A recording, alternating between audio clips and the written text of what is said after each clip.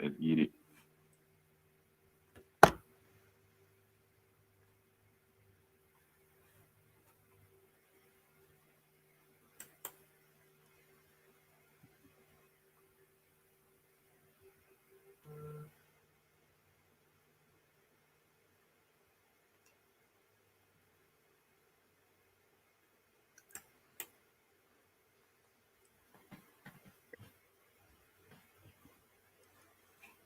What's up?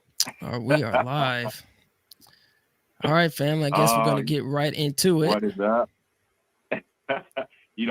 I'm so used to the EPM intro that I almost was waiting for the intro to start, but I forgot we are doing the awesome California Reparations Task Force community meeting Q&A town hall today, right now, live. So welcome, welcome, welcome. What's up, Kim? What's up, Umoya? What's up, ARCC? What's up, ETM? What's up, California, Sacramento, Bay Area, Northern California, wherever you are? What's up, Kim? What's up, Umoya? Another day to get into this whole, reparations build. So Yeah. Yeah, y'all ready to talk about this reparations task force? I know we have been talking about it for a long time, but I'm really, really ready. I am excited to be talking to the Bay Area and then to be talking to the Sacramento family, of course, as usual. Also, just as we are getting started here, welcome everybody. If you're just joining in the chat, what is going on? My name is Chris. I've got Umoya and Kim, or Kim and Umoya, one way or that way. We are going to be doing our California Reparations Task Force community meeting / Q&A / virtual town hall today. So jump on in, like, share, subscribe, comment, do all of the above, okay? And think about what you want to say or what you want to ask as we talk about the California Reparations Task Force and reparations in California in general. I want to say what's up to those of you who are already in the chat. What's up, Darlene? What's going on? What's up, Mr. Black ADOS? What's going on? Hope all is good. Hey, if you in the chat, drop in the chat where you are here in California. So if you're in the Bay Area, if you're in Oakland, if you're in San Francisco, if you're in Sacramento up here, which is not the Bay Area, but it's further north, let us know if you're here in Sac also. And if you're somewhere else outside of the Northern California area, please, please, please also let us know where you are. And also, once again, like, share, and subscribe to ETM and to all of the other things that we're going to tell you to subscribe to. What's up, Fairfield? I see Fairfield is in the house. Oh, almost forgot. Yes, call in. Yes, so we are going to be listening to your voices and to your questions and your comments and your thoughts, not only in the chat, not only if you're on Facebook watching this or if you're somewhere else watching this on YouTube, but we have a number for you to call. So call in. The number is 720-740-9699. That's 720-740-9699. I always wanted to say a number like that, like I'm on a commercial. Access code is 6572569. There will be a crawl going along the screen for you to remember that number so you don't have to remember it off the top of your head. Once again, 720-740-9699 with access code 6572569. That's for you to call in and you to let your voice be heard about the California Reparations Task Force, about reparations in California, and maybe if you have some thoughts about reparations elsewhere also. What's up to Mr. Black ADOS? I see you. You are in Marin County. What is going on? Shout out to Marin. Shout out to Fairfield. Again, shout out to the Bay Area and to everywhere else. All right. Really quickly, before we get into the meat of why we're here today, I do want to give you all just a little bit of background on who in the world I am and who we are and how we got into this reparations space and reparations conversation. That will be the start. I'll give you a little bit of the basics around the California Reparations Task Force after that. And then after that, it's just you and us, right? It's your thoughts. It's your comments, right? It's what you want to say. It's what you want to know about the California Reparations Task Force. So once again, Chris Lodgson here in Sacramento, California. I am a member of ARCC, the American Redress Coalition of California. Shout out to the ARCC fam or the ARC fam. Also, as a member of ARCC, we all are members of a statewide coalition called the Coalition for a Just and Equitable California. Shout out to the CJEC fam, Coalition for a Just and Equitable California. We got involved in the reparations work here in the state of California. I want to say it feels like early 2019, but I feel like it was kind of like late 2018. I don't know if you, Moya or Kim, if you could correct me on that, but it feels like we got started in this space in some way, late 2018, early 2019, and we have been involved in California reparations since then. We were among the groups and organizers and community members who made the reparations bill or the law that created the Reparations Task Force, AB 3121. We were some of the folks that helped get that law written, helped get that law passed, helped get that law signed into law. And then we are continuing our work now as we help make sure that the task force is transparent, is responsive to voices like yours in our community, and ultimately gets to the right types of reparations proposals. So as a part of that work, we're doing our second community meeting since June today online about the California Reparations Task Force. And really, it's just a Q&A and a community meeting and a virtual town hall for you. So that's who we are. That's who I am. Oh, by the way, shameless plug, I am also the creator of Sac Black Biz. Sac Black Biz is Sacramento County's largest and most awesomest database of Black-owned businesses. So if you want to find a Black-owned business in Sacramento County, go to search sacblackbiz.com or Sac Black Biz on Facebook and or Instagram. We make finding Black-owned businesses easy. All right, that was a shameless plug. Sac Black Biz is a sponsor of this event. All right, so Sac Black let's Biz. get into some of the basics. What's up, bro? Yeah, I just want to throw the flyer up there. There it is, Sac Black Biz. You can also check out CJEC, CJECofficial.org, and also etmmediagroup.com as well. And I think ARCC is on Facebook too, right? Yes. ARCC, American Redress Coalition of California, on Facebook, Instagram, and Twitter. CJEC, Coalition for a Just and Equitable California, on Facebook, Instagram, and Twitter. Also, ETM, Twitter, Instagram, TikTok, all that good stuff, right? So just follow us, right? Oh, CJECofficial.org is the website. ETM is etmmediagroup.com. I believe that's the website. Yep. If not, yep. Perfect. All right. So as we are getting started here, once again, welcome everybody. Let's talk specifically about California reparations, okay? And if my team here could pull up that first slide for me. I've got two slides for you, okay? Two slides, right?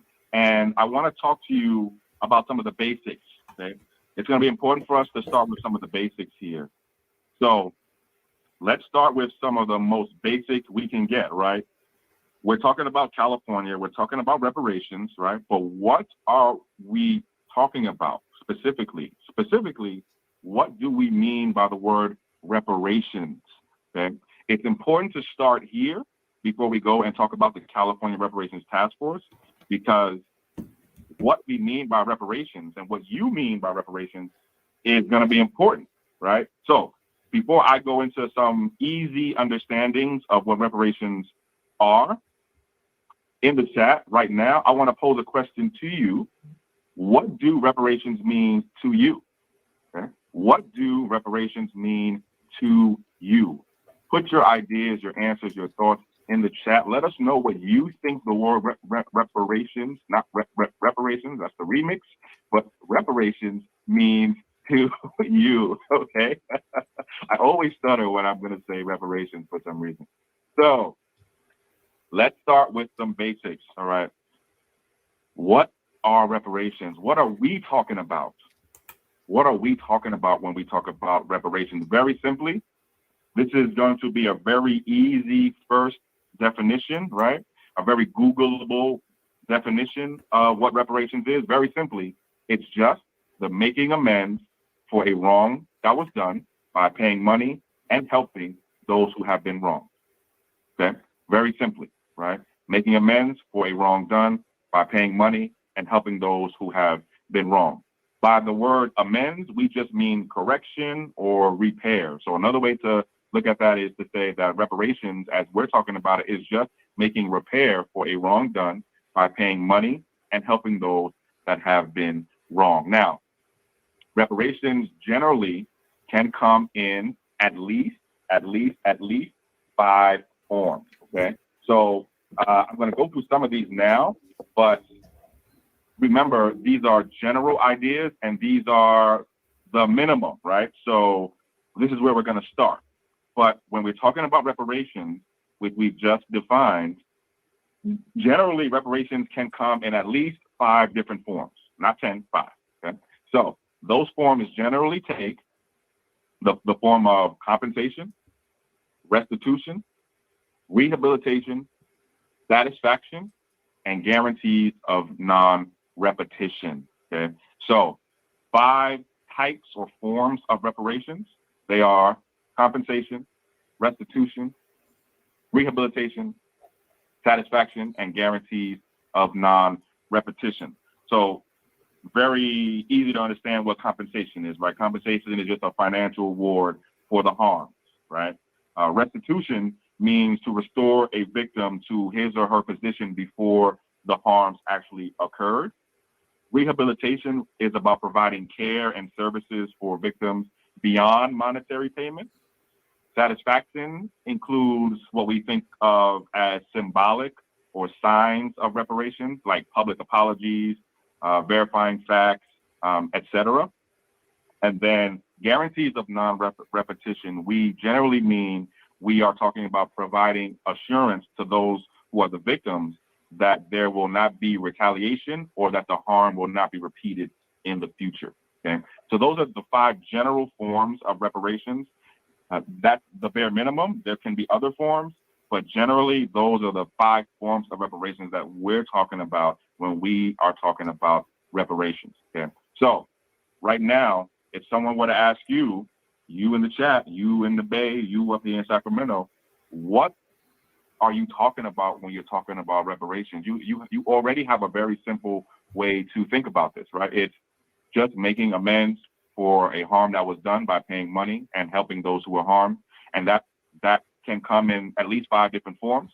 Those forms are compensation, restitution, rehabilitation, satisfaction, and guarantees of non-repetition. Okay, so that was a lot to chew on, right?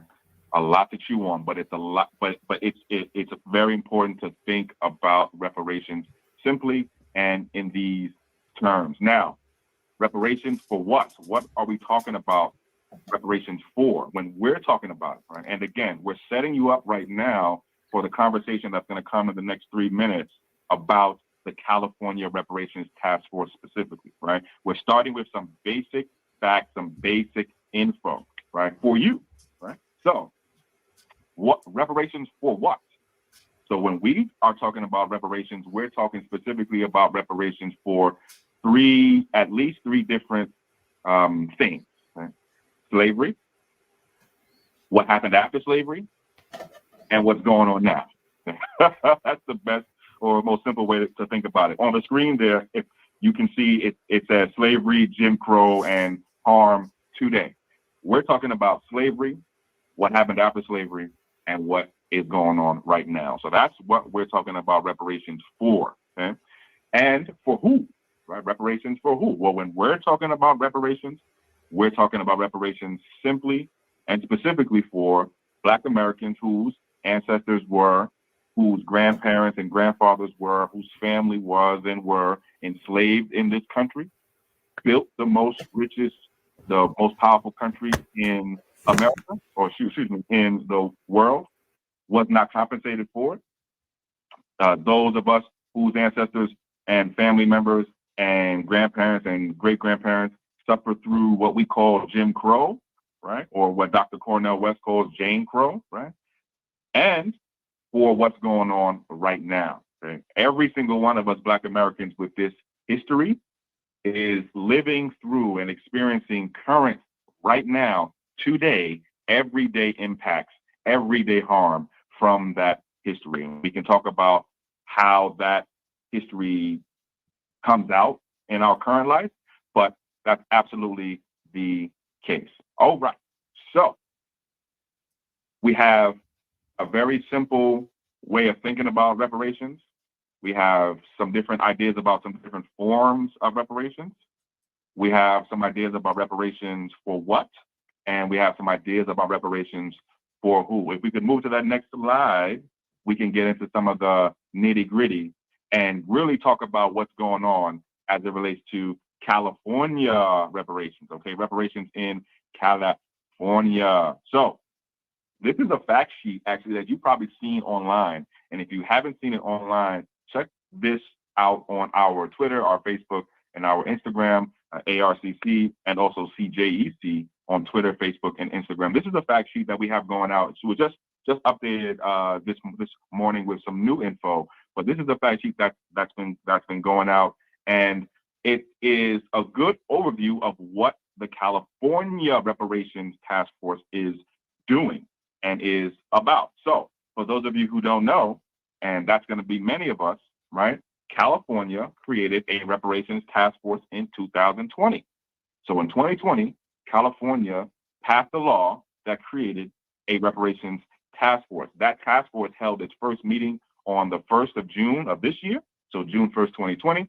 And the task force held its second meeting on July 9th of 2021. So last month, about 6 or so weeks ago, was the second meeting of the California Reparations Task Force. One of the questions you should have as someone in our community who's watching this is, what did they do at their first meeting?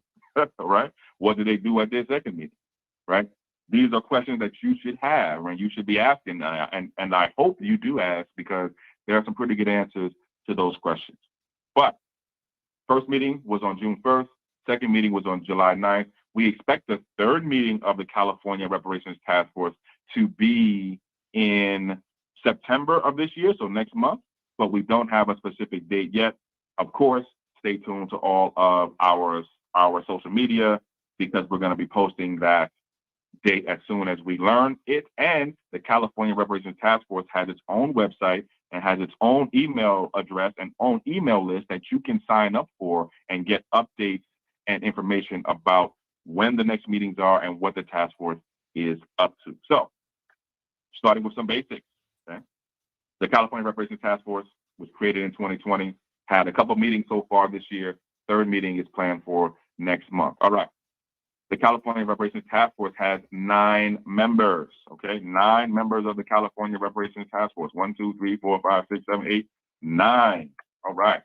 They are Camilla Moore, who is the chair of the task force, Dr. Amos Brown, who is the vice chair of the task force, Assembly Member Reggie Jones Sawyer, Senator Stephen Bradford, City Council member from San Diego, Monica Montgomery Stepp, Attorney Lisa Holder, Dr. Cheryl Grills, Don Tamaki, and Dr. Javon Scott Lewis. Hope that was 9. If that wasn't 9, somebody correct me, but those are your 9. Those should be your 9 members of the California Reparations Task Force. 5 of those members were appointed by Governor Gavin Newsom.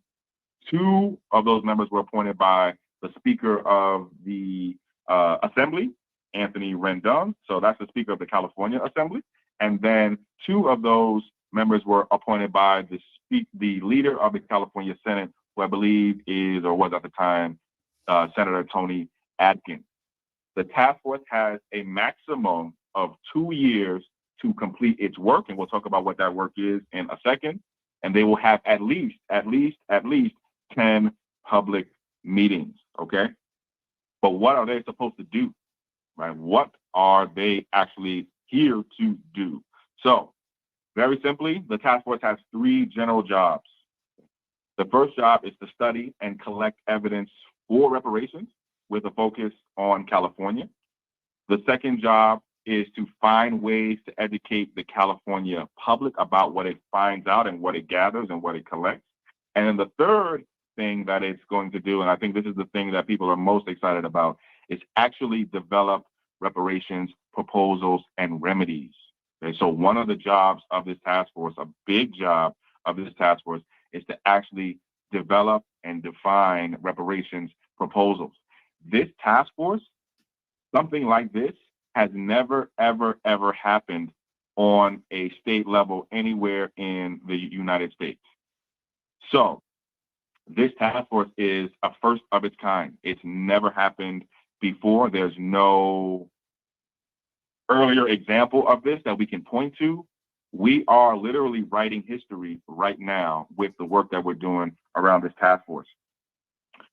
Part of what we're doing as ARCC and as CJEC and as just regular Black folks here in California, part of what we're doing with events like this, the community meetings that we do outside of this, the canvassing at events that we do and elsewhere, et cetera, the online posts and information that we share every single day. What we're doing and what we're working to do, as we mentioned in the opener, we're working to help make sure that this task force, this reparations effort, is transparent, it's open to folks like you, folks in our community, and it's responsive to your voices as well. We're also working to ensure and to make sure that this task force gets to what we think are the right types of reparations proposals, right? And we can talk a lot more about, and we will be talking a lot more about what those right types of reparations proposals look like. But that's what we're doing right now. That's the majority of the work that we've been doing since the task force started, and even before that, right? So I want to stop right there because that's a lot to chew on. I want to remind you that we are taking your comments, your questions, and your thoughts as well about the California Reparations Task Force. The number to call is somewhere in the crawl, somewhere at some point will pop up. Oh, and it's also in the comments in the YouTube chat also. I've seen some questions coming in. And so I want to thank everybody who's here and who's been asking questions. And we want to get to those questions. Before we do, I want to ask my co-hosts and my colleagues and my partners in crime here, Kim and Umoya, one, what do you think about what you just heard? And two, do you have any questions before we turn to the questions and the comments too from our Bay Area and Sacramento and Northern California audience? Yeah, I guess one of my concerns is I don't see, and I could be wrong, Chris, but I don't see an economist on the task force. So is this something that we can recommend, or if they're going to in the future recommend reaching out to an economist regarding reparations? Great question. So right now there's at least one economist who is working with the task force, Dr. William Derry Jr. He is working with the California Reparations Task Force. And by the way, shout out to ETM, shout out to Kim and Umoya and CO and the whole ETM family. We have been live streaming the first and second and all of the meetings of the California Reparations Task Force. So if you missed those first meetings, just go to ETM, this particular YouTube channel, ETM Media Group, and go back a few videos, and you can actually see the first and second California Reparations Task Force meetings. In the first meeting, there was expert testimony from Dr. William Verity Jr., who is an economist out of Duke University or MIT or both. Author From Here to Equality, which is, I recommend that book highly for anyone who's doing any learning about reparations. A great place to start. And he and his partner, Kirsten Mullen, who has also been doing a lot of great work around reparations, gave expert testimony at the first California Reparations Task Force meeting. So the task force is connected to at least one economist. There will be others for sure. But in terms of members of the task force who are sitting members who are economists, there aren't any sitting economists on the task force, but the task force is already working with economists and has the power to continue to do so. Hope that answers the question. Yep. Cool. All right, Kim, did you have anything before we jump to the comments in the chat? You talked about the 5 international principles of reparation. Do all 5 have to be met in order for it to be complete reparations, or just a portion or mix of those principles? Yeah, great question. So Kim is talking about the 5 forms of reparations that we discussed, right? So that's compensation, restitution, rehabilitation, thank you, satisfaction, and guarantees of non-repetition. So those 5 forms of reparations, I'm actually going to give you the exact citation or the exact place from where that comes from. I'm actually going to drop that in the chat right now. And that comes from a really important document that the United Nations put out, I think back in 2005. And the title of the document is pretty, sort of wordy and nerdy. I'll just read it so you know it, and then I'll point to 1 or 2 things in it. The document is also linked, by the way, in the YouTube comments now. But the document called Basic Principles and Guidelines on the Right to a Remedy and Reparations for Victims of Gross Violations of International Humanitarian Rights Law and Serious Violations of International Humanitarian Law. Long words, right? Okay, a lot of words.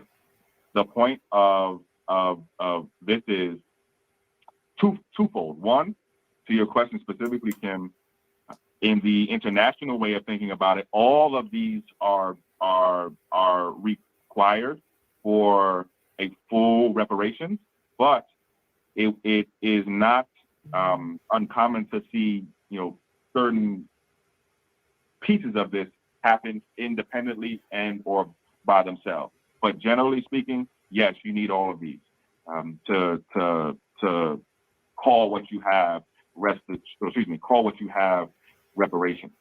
And the other point I want to make about these 5 forms of reparations are in that long title that I just read. There's really only a couple of things that I think we should pay attention to right now, and that are the words right to a remedy and reparations. This is important. Where these 5 forms of reparations come from, there is a right to reparations for those of us who have been victims. And I want to say that again. According to the international community, according to the United Nations, those of us Black folks who descend from U.S. slavery, we have a right to reparations. Not maybe it would be nice to have reparations. We actually have a right to it under international law and under international standards that our country, the United States, is actually a party to and has, signed on to, right? And obviously we go around the world, making other people, follow these rules, right? Or we say we do. And so, we have here in this country, those of us who descend from U.S. slavery, we have a right to reparations from our own country. So don't want to answer that too long, but generally speaking, each one of those pieces is necessary in order to call what we are going to be creating reparations in the end. Hope that answers your question too. Yes, thank you. Chris, before we go on, I just had a question about the non-repetition. Let's see, where is that? Do we have the? I just want to make sure that non-repetition. So, can you give us an example of what a non-repetition example would be?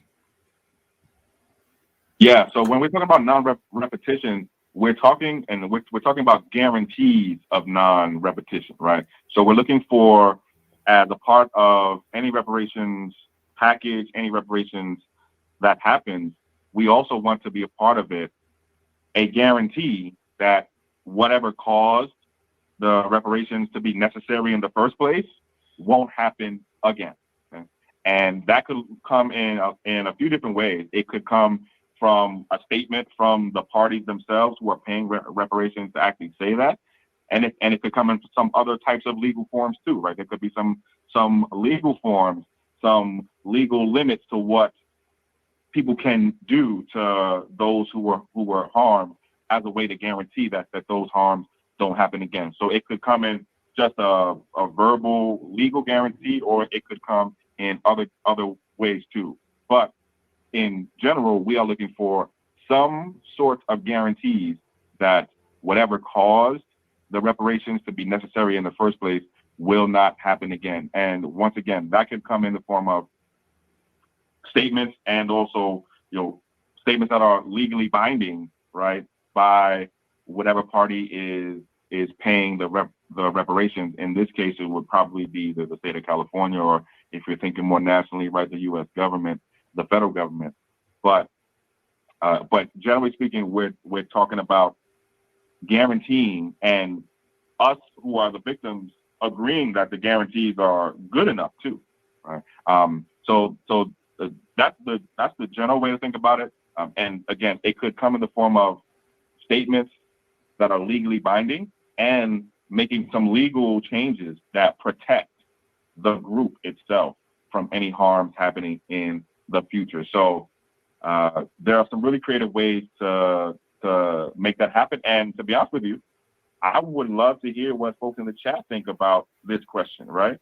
What are some ways that you would be satisfied, or that the state of California or the federal government could guarantee that the things that they were doing and have been doing to harm us will not happen again? What are some of the ways that you think they could do that? What are some of the ways that would be sufficient and satisfactory to you?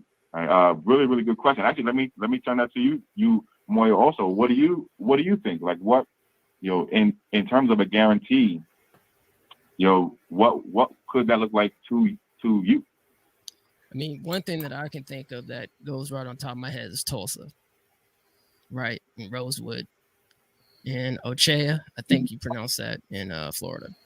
Like, every time that the Black community has tried to build their own community to survive and thrive in this society, oftentimes it's been just obliterated.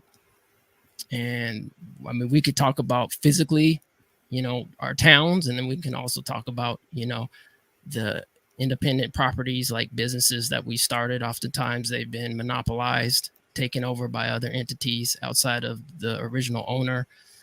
We can also talk about what some of our inventions, that were robbed, stolen from us. But in terms of non-repetitive repair, I definitely would like to see that in terms of some restitution, because I mean, it's just history is going to repeat itself, especially, if and when Black people get reparations and they want to try to sustain and build their own communities, right? There is a good chance that other entities outside of that are going to come in and tear it down. So that's exactly why the guarantees of non-repetition are important, right? Because it's going to be one thing when we achieve reparations. It's going to be another thing for us to keep them, right? And to maintain and grow and thrive, right, in a very different kind of world. And those guarantees of non-repetition are going to be so important, right? Because it's going to be important for us to protect what we get, right? We're going to get them, and then we're going to have to protect them also, right? So no, that's really good stuff, man. Thank you for those ideas. Kim, did you have anything on that before I push forward? Well, I know it's already being worked on with ACA 3, abolishing slavery from the 13th Amendment, the Constitution. Would that kind of fall in under that category too, non-repetition of slavery, being that slavery is still, legal in a sense? Would that automatically have to abolish that language from the Constitution? So it could definitely be a part of it. It could also be a part of the restitution and or rehabilitation parts of reparations too. So let's go back into this a little bit, right? When we're talking about restitution, we're talking about restoring a victim to the position they were before the violation or the harm happened. And then when we're talking about rehabilitation, we're talking about providing care and services to victims beyond monetary payment, right? So what you're talking about right now, Kim, is you mentioned ACA 3, and for those who are in the chat and who are watching this, ACA 3 is a reference to a bill here in California that is moving now that would first have to become a ballot measure, but what it will ultimately do is remove the exception right now that is in California's constitution that says it's okay for you to make somebody do involuntary work, involuntary servitude, when they are convicted of a crime. Okay? That's why we got our brothers and sisters working in prisons and in jails for $1 an hour, 20 cents an hour, whatever it is, $2 a week. Okay, slavery. Okay? Firefighters. Slavery. Right. That is technically, legally allowed in our state constitution, and it's allowed in our federal constitution, right? The 13th Amendment has an exception clause. California's version of the 13th Amendment also has an exception clause. And so there's a bill right now that would stop that would cancel that. That could absolutely be a part of something that is a part of either a restitution, either a part of a rehabilitation, and the guarantee of non-repetition could come in the form of, hey, a law that says, California can never, put anyone in involuntary servitude ever. Okay, like so that could be a type of guarantee of non-repetition. Now, in our thinking of reparations, right, we are talking specifically about Black folks who descend from U.S. slavery, right? So we have to think about how we would make it specific in that way.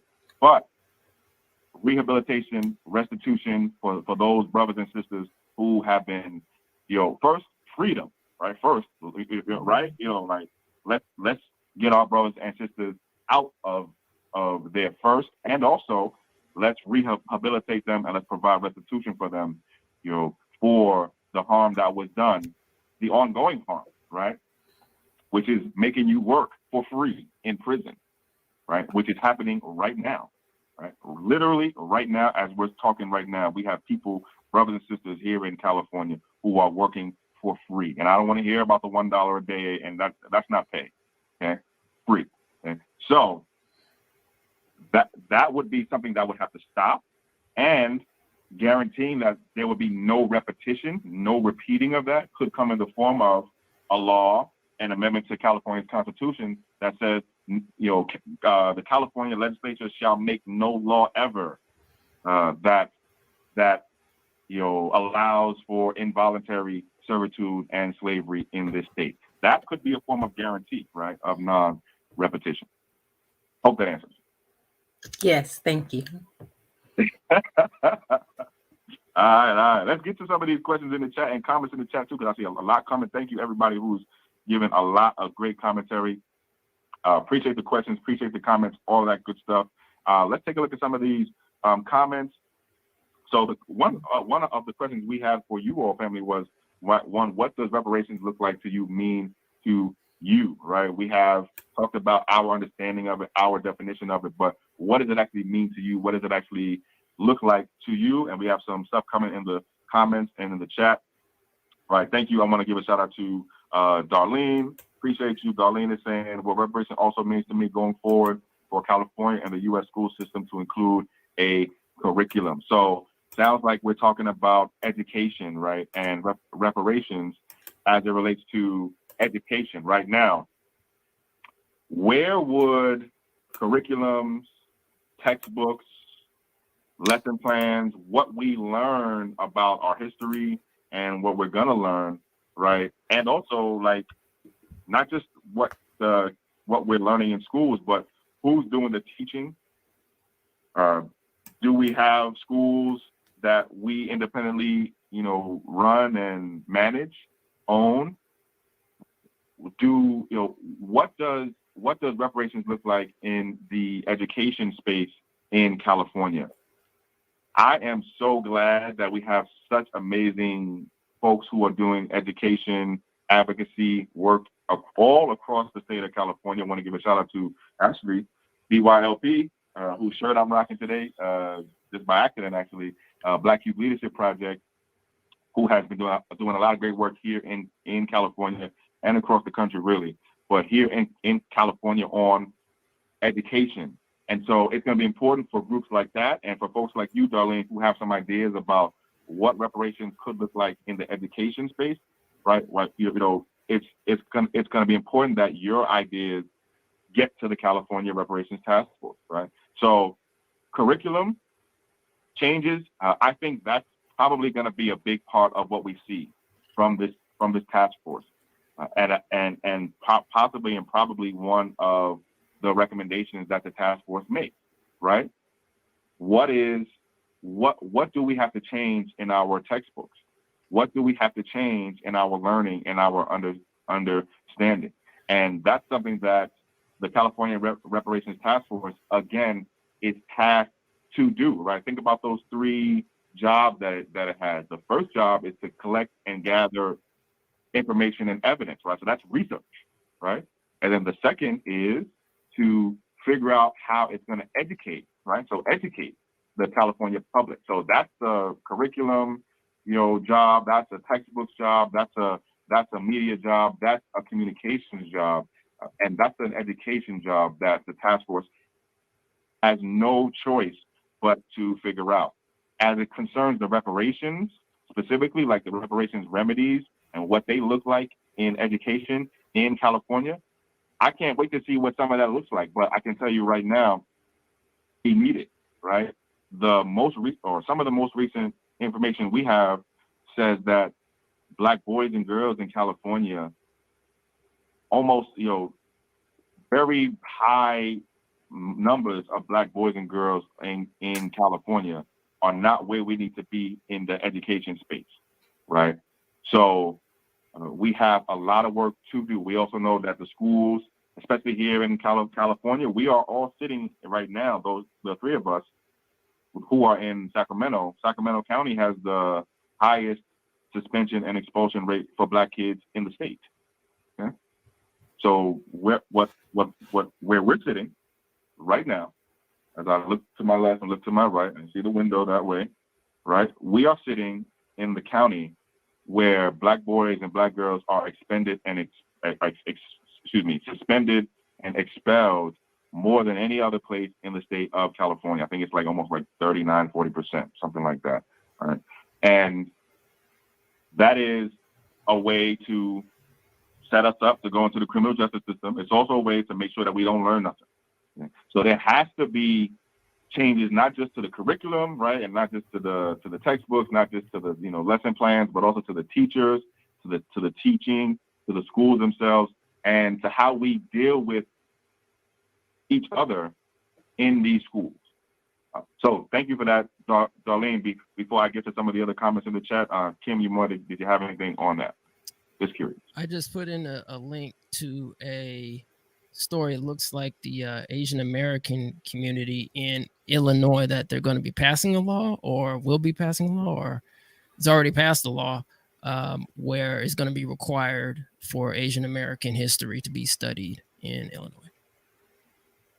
So I just wanted to point that could be possibly part of the reparations package. As an example. Absolutely. And there were actually, and thanks for bringing that up, because there were actually 2 bills, I think, in the last 2 to 3 years, that would have made, I believe it was what they were calling ethnic studies, mandatory to be taught here. But if I'm not mistaken, either the bill didn't pass or the governor vetoed the bill. And I want to double back and double check. And if those of you who are in the comments remember this, I do remember some of it, but I don't want to give you any misinformation. But my memory is telling me that the ethnic studies bill was vetoed or didn't get somehow it's not law. Now it's different from Black studies bill, right? And we or Black U.S. slavery descendant study bill. But yeah, you're absolutely right that a lot of what we're going to see, like the education for Californians after this task force is going to look very different if we do our jobs right than the education that Californians get before this task force. And not just, again, not just in what we learn, which is important as anything, but who's doing the teaching, who's choosing and who's deciding what the students learn, right? Who are the school administrators? How are the schools organized? Who are the teachers? How are we disciplining our students, right? Like there's a lot to talk about in the education reparation space. And like I said, I'm glad we got a lot of great folks who have a lot more experience than I do and a lot better ideas than I do. And again, part of our job is to help bring those folks into connection and into contact with the California Reparations Task Force.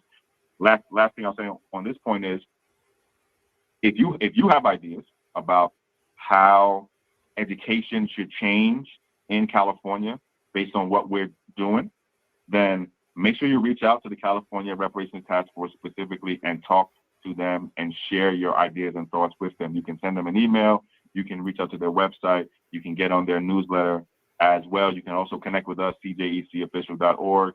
And we are regularly collecting comments and collecting feedback and sending that to the task force with your permission, of course. So yeah, the education is going to be a big part of what is happening with the California Reparations Task Force. Other thoughts on this before we go forward to some other comments?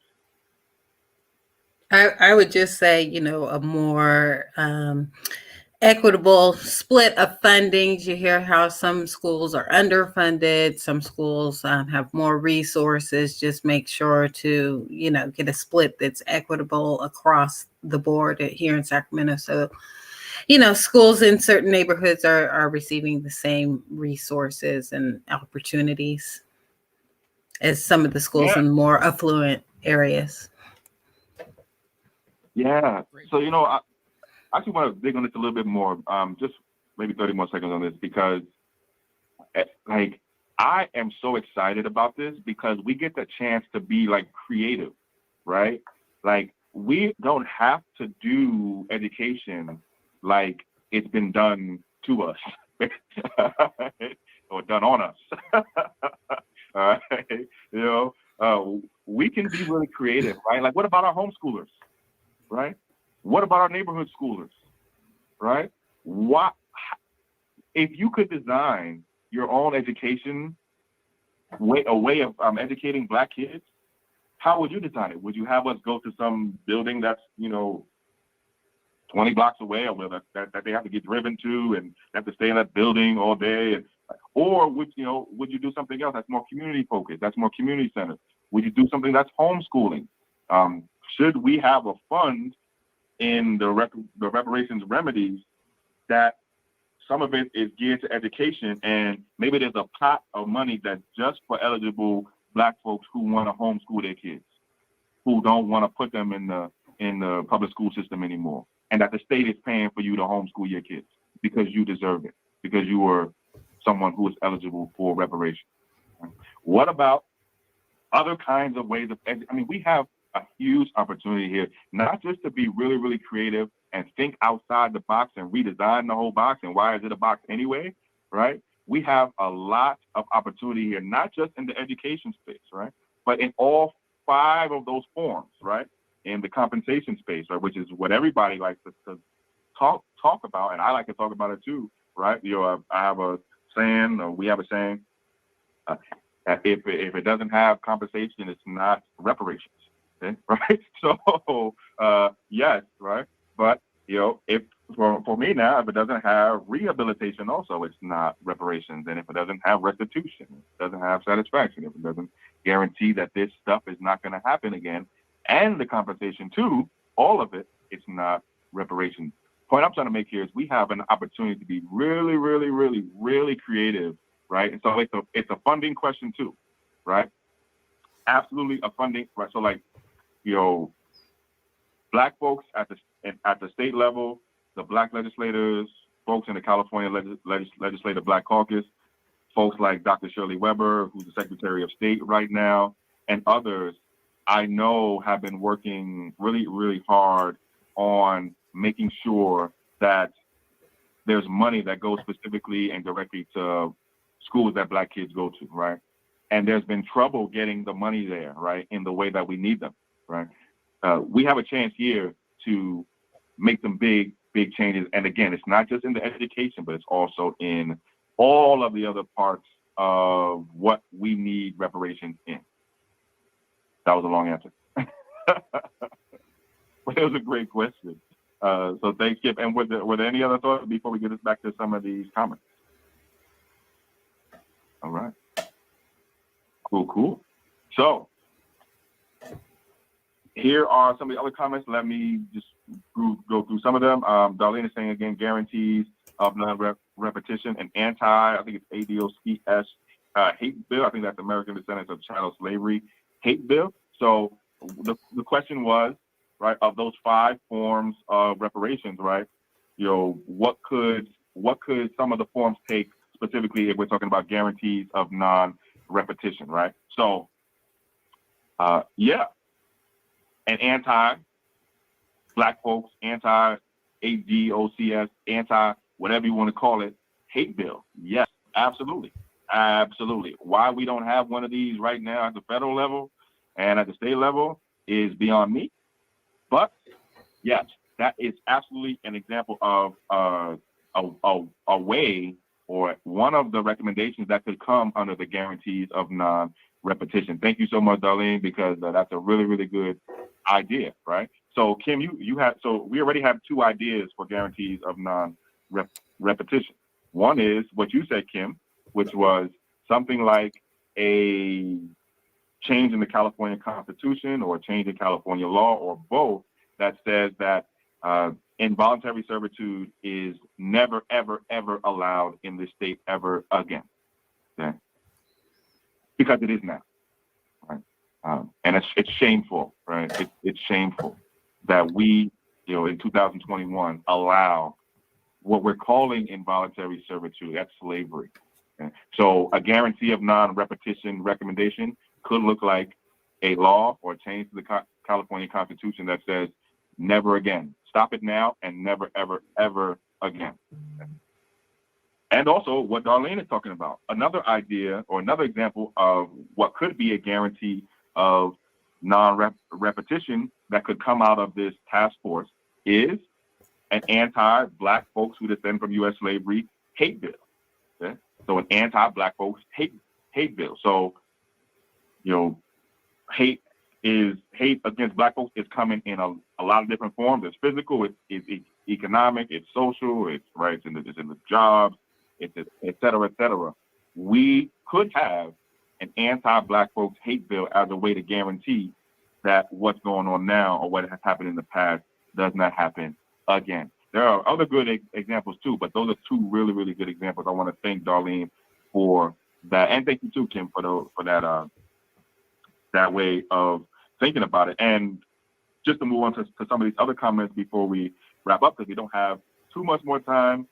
Once again, this community meeting, this Q&A, this virtual town hall is something. This is our second one. We did the first one back on June 26th, I believe, and it was in person / virtual as well. And this is a part of the work that we're doing to, one, inform you and let you know what's going on as Black folks here in California, right? We just want to let you know and inform you, and then also give you a way to get involved. And I want to talk about how you can get involved in a few minutes after we get through some of these comments. And then I don't want to forget that before we wrap up, I think we are going to give you some information about the upcoming California recall, which is going on in about a month. The last day to vote is in about a month, but folks are going to get ballots probably in the next week. So we do want to leave you with some of that info also, but we are going to talk about how you can get involved more in what's going on with the California Reparations Task Force. And once again, you should expect to see us doing community meetings as much as we can, and look out for an in-person community meeting coming soon near you as well. So getting through some of these last comments, I want to shout out, I believe the name is Alma Perthia, cool name. Our children are only going to get program in public school. Black children require some degree of home schooling. Yeah, going back to the education reparations question, right? And comments, right? Yeah, this is the way to be thinking, right? This is an opportunity for us to think and to actually, for the first time, probably in the maybe ever, do some self-determination and actually take some power, right? What do we want our education to look like for our kids, right? Like what would we create if we could start from scratch, or if we could build on what's there now?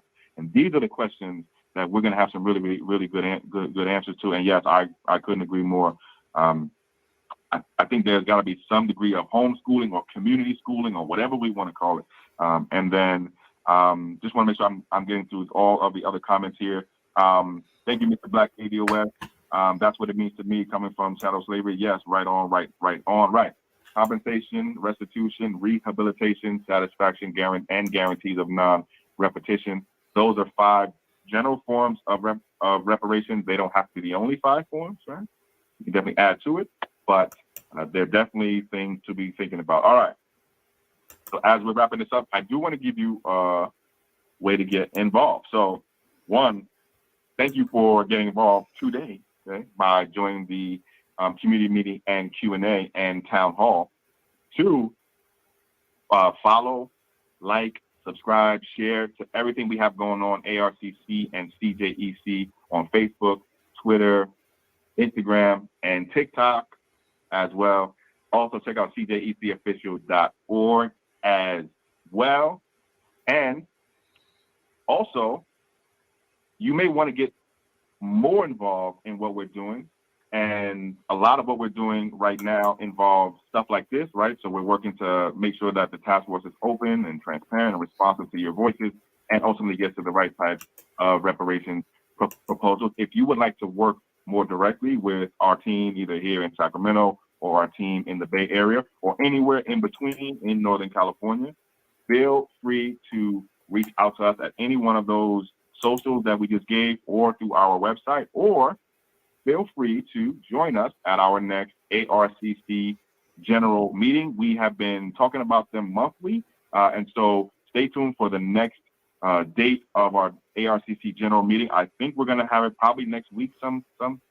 That's when we were talking about it.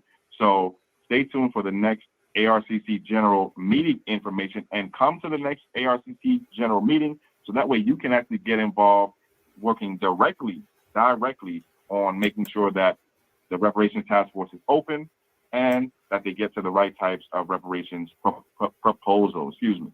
Last thing to say, if you have a group or a community that you think needs to hear what's going on with California reparations, 1, feel free to share this link, share this information, but 2, feel free to reach out to one of us, reach out to all of us, and invite us to actually speak and talk to your group about California reparations. We have no problem doing that. We love to do that. That's partly why we're here. And so if you think there's a group, even if it's your family, right, your cousin and your uncle and them, all right, who saying, we ain't never going to get reparations. They ain't never going to give us reparations, right? Yes, we love to talk to those people, okay? So feel free to reach out to us and have us come through. All right, let me shut up.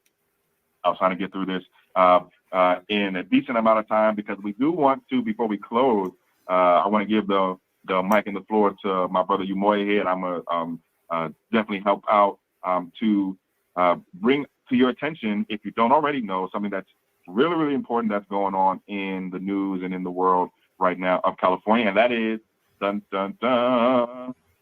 Why do I always do that? The recall. The recall of Governor Gavin Newsom. Okay, so let me shut up, and you want to jump on in this here? Yeah, let's do it real quick. And I'm just going to go through a couple slides, Chris, if you can comment on them, just to make sure that absolutely that everybody is on the same page here. So the first one, and hopefully everybody will be getting, if you're in California, with the recall in your own county, we'll be getting an example ballot that will explain kind of what's going on with the ballot. And on one of the pages, and maybe Chris, if you want to expand on this, it's basically telling you how to mark, what to mark in your ballot and so forth. So that's just some information on there. I guess let's go to the next one. Do we even want to comment on that? That's kind of self-explanatory, right? Yeah, no, I do actually, and for those of you who are watching right now, we're giving you some basic info, and I have this document in my hand right now. Some basic info about the California recall. Okay, so we can give you some basic info here, but what Yumoy is showing a slide of is something that you should all have in your mail right now. This is called the Voter Information Guide. Mine comes from the city of Sacramento, but you all should have something like this in your mail right now. It should have come to you in the last week or two. And this is something that goes out pretty much before any election. And it's information and a guide about what is going to be in the election. Now I know some of us didn't even know that there was an election in California this year. Okay? And that is understandable. Okay? It's totally understandable. But if you don't know, now you know.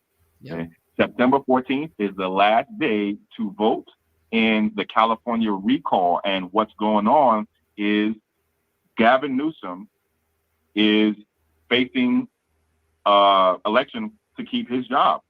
So that's what's going on. And if Gavin Newsom loses, he will have to resign or leave the governor's office and governor's job early before his term would end, which would be normally next year.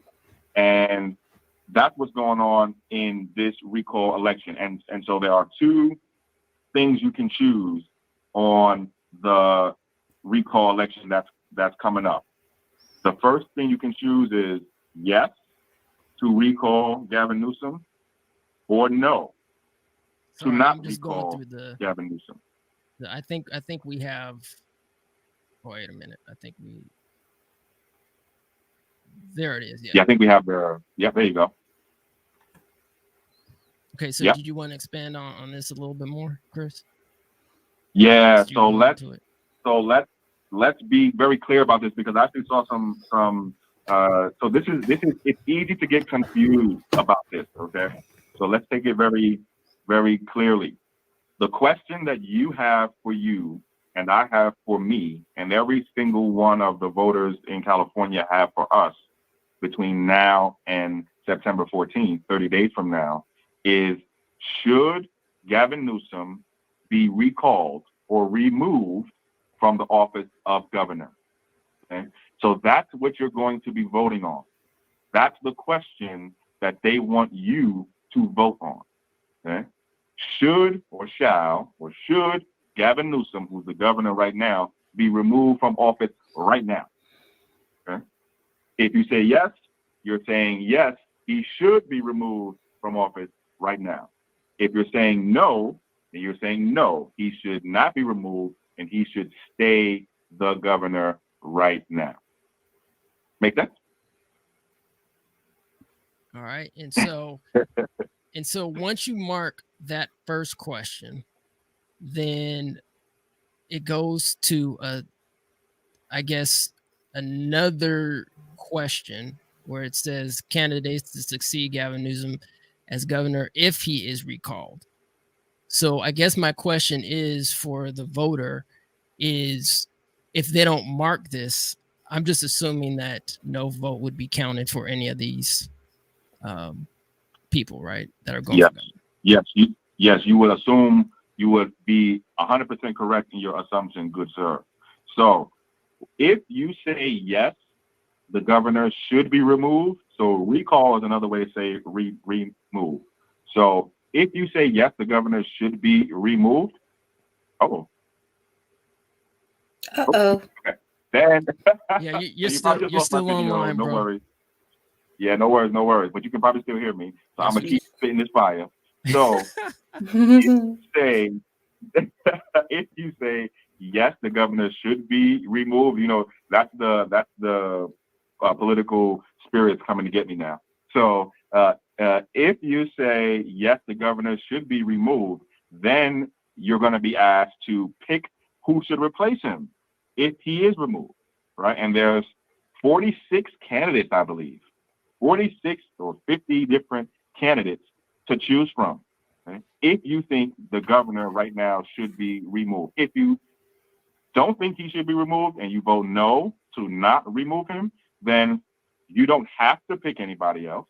And if you don't, then it just won't count for anybody else because you wouldn't have picked anyone else, and your vote would just go to the no, right? Which is your vote, right? So the first thing that's going to be for you to decide is yes or no. Should we remove our governor? Yes or no? And then if you say yes, who do you want to replace the governor if the governor is removed? Hope that makes sense. Well, sorta. Looking at and I'm just looking at it for the first time now. My ballot came in the mail yesterday. It doesn't really say if you vote no to this question, you're done. Or if you vote yes, move on to question 2.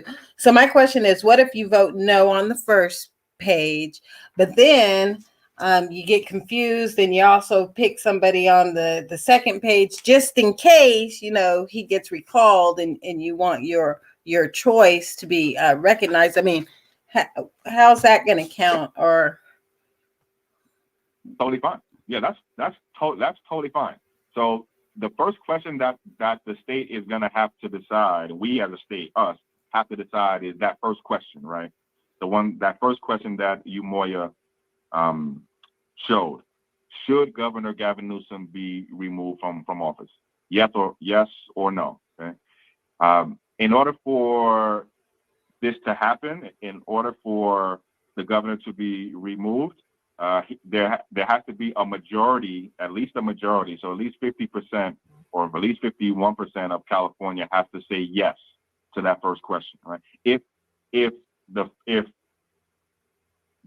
people who want to remove the governor don't get at least 50% of California to say yes at that first or on that first question, then it doesn't matter what who everybody or who anyone picked, as one of those potential candidates, because before you can even get to picking or before we can even get to those candidates, the question of yes or no has to be answered. Now, in your specific question, Kim, you asked, could somebody pick right no and then also select somebody from that list just in case? Absolutely. Absolutely. That's totally fine, right? Absolutely. So that's totally fine. Right? And the same way you could pick yes and also select one of those candidates. So, if you don't want the governor to go, but just in case he does, you want to have a say in who replaces him, you would pick no and then pick one of those candidates. You don't have to pick one of those candidates either, right? You can just vote no, right? But you definitely have the choice. And likewise, if you want the governor to be removed from office and you care about who is going to replace him, then you would pick yes, and then you would pick from one of those candidates. But to your question, Kim, it's totally okay for someone to pick no, and then also for them to pick a candidate just in case, they don't, it's not no, it's yes.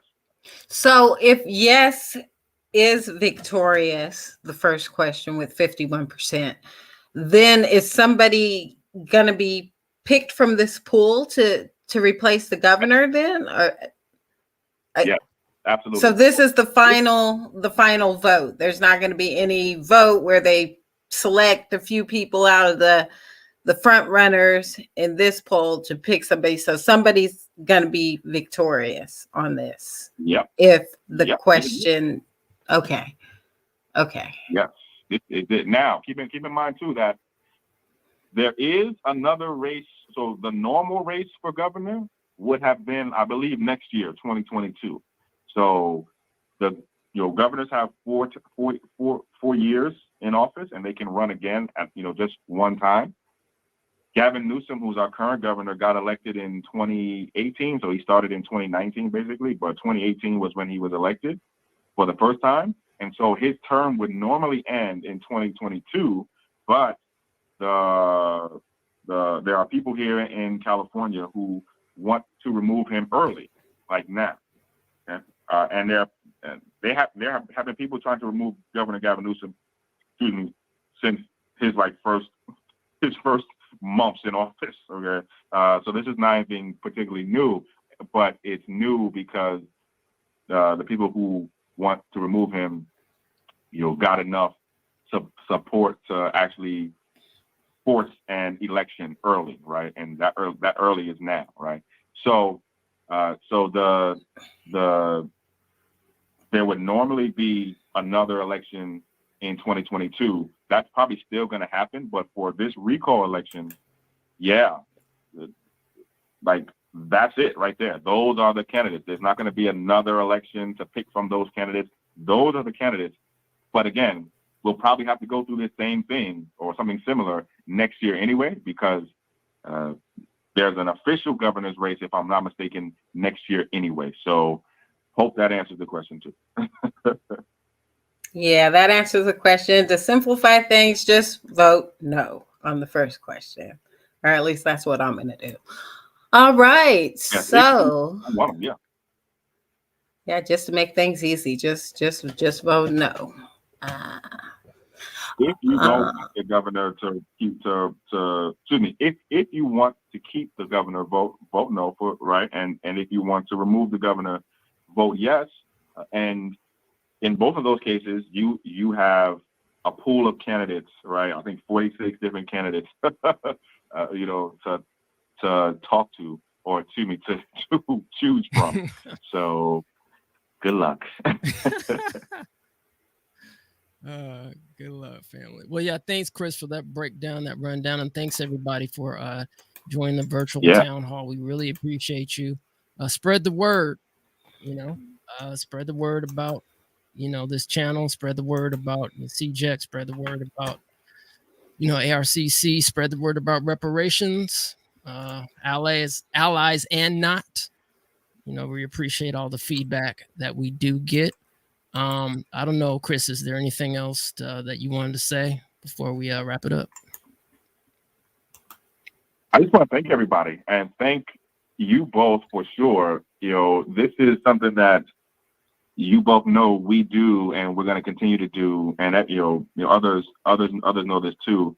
But I'm really proud of this work, right? Like the fact that we are out here, and the fact that you are out here, and not just you, Kim, and you, Moya, but those who are listening right now and those who are gonna listen.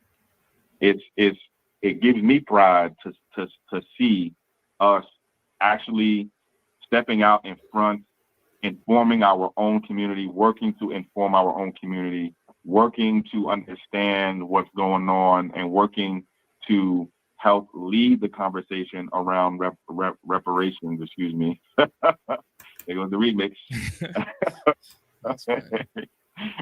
Reparations for those of us Black folks who descend from U.S. slavery. It's really good to see us like taking control of this effort from the community up, right? And so I just want to thank everybody. That's all. All right, and before we go out, just a quick plug to our upcoming community call-in. Please join us. We're going to have a brother Marshall Brown on the platform. Great barber. He actually chopped up my son's hair. Did a great job. We're going to be talking about the history. Chop me up too, man. Oh yeah, he did hook you up. Yeah, he did hook you up, didn't he? With the half inch of hair that you had on, he just. Yeah, man. Listen. I got a lot of hair. You know Cleaned it up, huh? Nice and clean, nice and fresh. So we're gonna have him on, brother. So hopefully, Chris, you will be available as well to come on and we chop it up with Marshall Brown. So we're going to talk about the history of the Black Barber family and how that actually ties into reparations as well. Oh man, I can't wait for that conversation. Yes, y'all. Community call in 9 p.m. Tuesday, every Tuesday, 9 p.m. Community call in. Come through, call in, and like, follow, share, subscribe. all of the above. All right, Kim, do you want to take us out with one of those redistricting? That word. Ugh. Redistricting is very important this year, and we do have PSAs that we're running as part of the redistricting campaign out here in Sacramento. But for now, actually, what Chris was saying about, our work and our efforts and, paying off even in baby steps, bit by bit, I want to leave us today with the short clip of our mayor here in Sacramento talking about reparations initiatives that they plan to put forth in the city. And our group has been instrumental in, talking to our elected officials and recognizing and getting them to recognize reparations and the work that we've been doing. So I'll leave you with a short clip of that. I also just put in the comment section a link to the actual full article if you want to take a look at the full video from Mayor Steinberg here in Sacramento talking about reparations initiatives. And with that, we'll just say enjoy the rest of your Saturday, fam. Well, first thing, I'm not going to make the decisions unilaterally in any way as the mayor of this city. That wouldn't be right. First thing I'm going to do, I'm wary of study commissions, and that's not what I'm intending. But I am intending to put together a diverse cross-section of leadership in our community, in the African-American community, to engage in some public process, to advise me and the city council on what a commitment to reparations should look like.